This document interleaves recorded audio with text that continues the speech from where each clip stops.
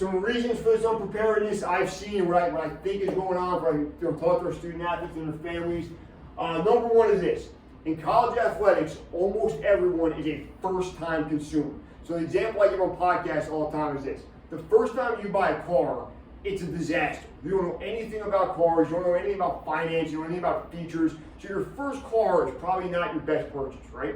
Your second car, the process is a little bit better, a little bit smoother, because you know what you're looking for. You know, I want this kind of four-wheel drive, I want power windows, I know how to pay for a car. By the time you buy your fifth car, it's easy. You've done it 4 other times, you know what dealership you want to go to, you know what kind of financing you're looking for, you know what brand, model, make you want, stuff like that, right? Well, think about this. Nobody goes to college 5 times. So every single consumer that walks through the door, it's probably their first time looking at that product, pricing that product, making decisions about that product. So if you use that car analogy, it's really hard to make a great decision your first time. And in this world, everybody's a first-time consumer. Quality information can be hard to find, right? So we live in a cool era where everything comes out on social media. It's hard to keep anything behind closed doors. But even with that world, colleges do their best to present their best foot forward, right? So find out what really goes on behind the scenes and what the culture of the team is really like is still somewhat difficult, even in the social media era. Prospective student athletes and their families don't know what to ask, right? So statistically, playing college athletics is such a small percent of our population. Most families will have one child that is talented enough, good enough to play in college. So that means they've never been down the recruiting process before and don't even know what to ask. When we see kids come through here with their families, we show them the film room monitor right now. We show them our weight room. We show them the field or the pool or the court they're going to play on, and they're just wide-eyed and everything sounds great, but they really don't know what kind of questions to ask to get the most out of that recruiting trip and the most out of that process. The cost of higher education clouds judgment. Now, if we're going to be honest with each other, we can argue about the cost of higher education all day, but we're talking about a product that costs hundreds of thousands of dollars in most cases, right? At least 100, maybe more, depending on the level of school we're looking at. And that is a lot of money to anybody, but it's really a lot of money to a 17 or 18-year-old that might not come from the best financial background, and making decisions at this age will reflect on their financial future for the next couple of decades, if we're going to be honest with each other, right? So it's hard to make a great decision when we're talking about more money than a teenager has ever seen or been offered before in his or her life, right? So I think a lot of times, we'll talk about it a little bit later, but thinking long-term and thinking about the financial ramifications of these decisions younger is a much better idea than going to a college that sounds fun and tell you you're going to play right away, and then you're literally paying out of your paycheck for that decision till you're 50 or 60 years old. They're a broken culture of youth sports. I'm going to say this right now. Me, just like everybody else, has tons of ideas about what would make youth sports better. I'm a father, I have a 9-year-old daughter, I'm very active in my town's Little League board. She's a good softball player, and I like helping out in that world as much as I can. But I'm going to be honest, nobody cares what I have to say. AAU programs are very profitable, big time high schools are very profitable. There's a money-making machine there, and I realize nobody cares what I think about that machine. What I do think, or my piece of the puzzle is, here's the way the machine is now. Me, my book, booking to consult with me or speak with me at your event is a way to help you succeed within that machine. Now the machine might change, you can argue it's changing right now, particularly at the college level, but my argument is, let's look at what is and address the world the way it is and how to succeed in the world the way it exists right now. But a couple things, the yearly calendar of youth sports is really a new situation, right? We have our high school baseball players play baseball 12 months out of the year. Our high school soccer players play soccer 12 months out of the year. They're not multi-sport athletes for the most part, they only have it all season. Coaches are questionable motives, right? So I'm not the guy to question anybody else. I believe most people want the best for the athletes they work with.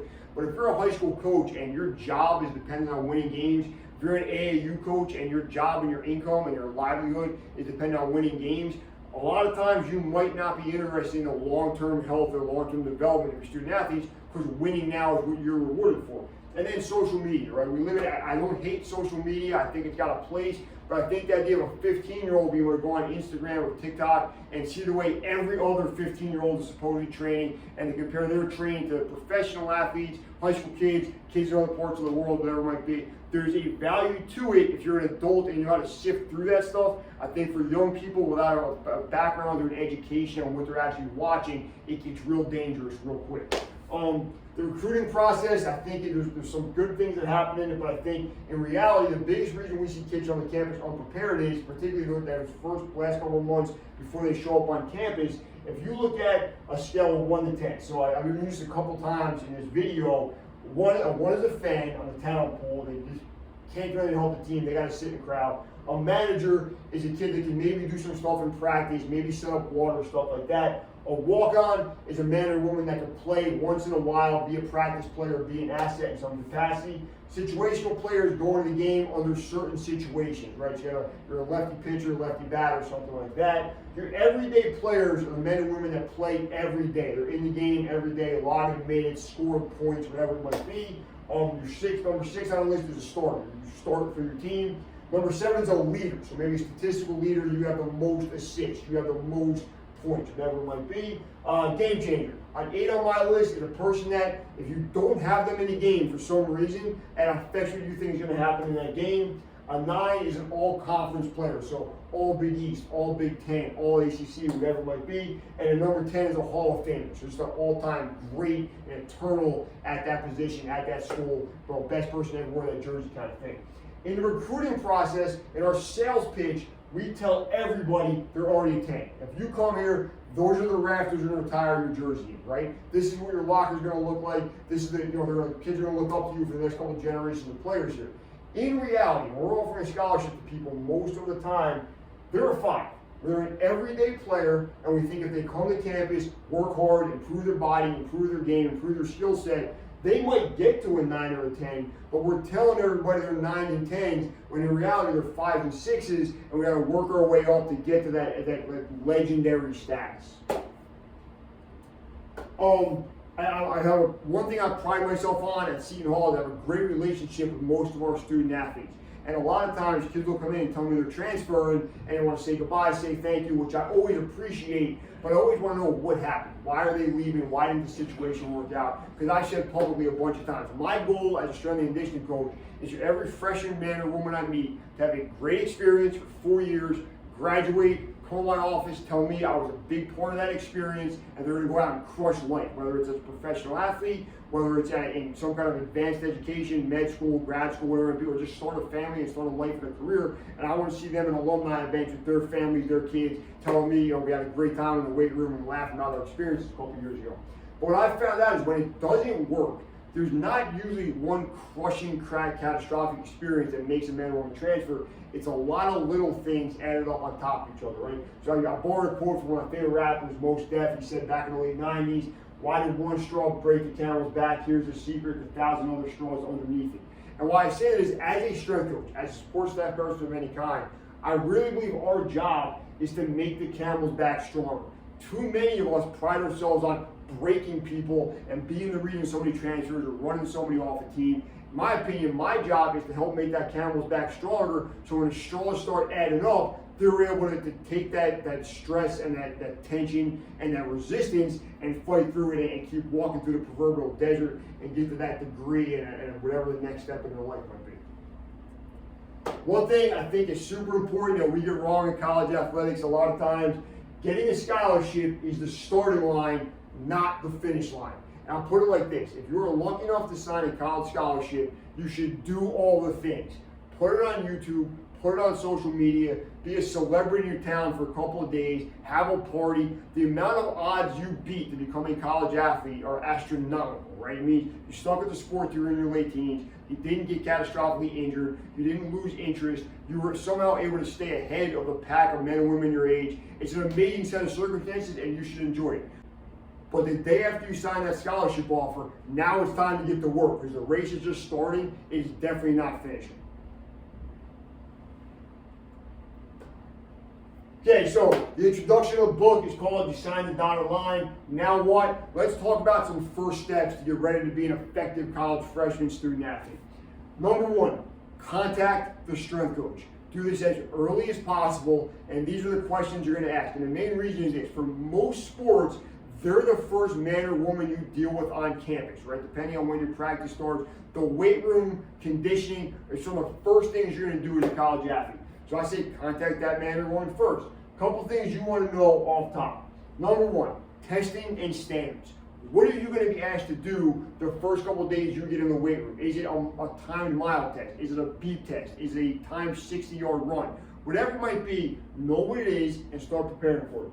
Number 2, ask about the pillars of the program. Do they do Olympic lifts? Do they do the squat, bench, and deadlift? Do they use kettlebells? Do they use dumbbells? Is it only a barbell program? But learn as much as you can, ask as many questions as you can, and get ready for that stuff early so you don't show up on campus and have no idea what's going on in the weight room. Talk about the daily and weekly schedule, right? The example I was making is if you're coming to a program that's been lifting weights at 6 a.m. 4 days a week for the last 20 years, and you call yourself not a morning person, take that spring and summer, become a morning person. Start setting your alarm a little bit earlier, get ready to function at 6 a.m. or whatever time it might be. Ask about environmental factors, right? I live and work in New Jersey. We have a winter, we have a summer. Our summers are hot, they're not as hot as summers in South Florida. So if you're gonna play an outdoor sport in a place where weather really matters, like if you're going from New Jersey to the University of Miami or Florida State, start thinking about that early and start doing acclimating your body as best you can. Ask questions about the equipment, not only the weight room equipment, but the gear you get, right? If it's an Under Armour school and you're a cross-country runner, you've never run Under Armour running shoes before, and now you're gonna run 100 miles a week in some Under Armours, maybe get a pair early and see what kind you like and what works for you. Do you need orthotics? Do you need a special kind of sock? Whatever you need, but get ready to use that equipment early on. Ask about what nutrition and supplements will be available. Is there a fueling station? Do you get a meal plan? Is there, is Gatorade available widely throughout the department? If it is, and Gatorade upsets your stomach and gives you that gastric distress, maybe you got to make some other plans to get a sports drink that works for you, but start doing it early and experiment with what's available to you. And then ask any information you need to succeed. That's going to vary from case to case, but ask the question to make you prepared to be an effective student athlete as soon as you get to campus. For the players, I always say, you're going to give this program 4 years of your life. If they can't give you a call or email, you picked the wrong program, and I think you should decommit and go somewhere else. I go out of my way every day in the spring and summer. I will never leave an email unanswered, a call unanswered. I'll do a Zoom, I'll meet people in person. But if a family or a student athlete or a strength coach at a high school private facility reaches out to me and says, player X is coming to Seton Hall, we're going to help them get ready, I'm absolutely having that conversation 10 out of 10 times. And then from the coach's side of things, if you're a strength and conditioning coach, you should be prepared to answer these questions and possibly have materials ready to distribute. So if you know what you want out of your freshman athletes, maybe you have a handout, maybe you have an email you could cut and paste and get the information out there a little more efficiently than doing 100 phone calls every summer and stuff like that. Or then give them your contact info at the bottom of the info, and then for clarification, answer all the calls and emails you possibly can.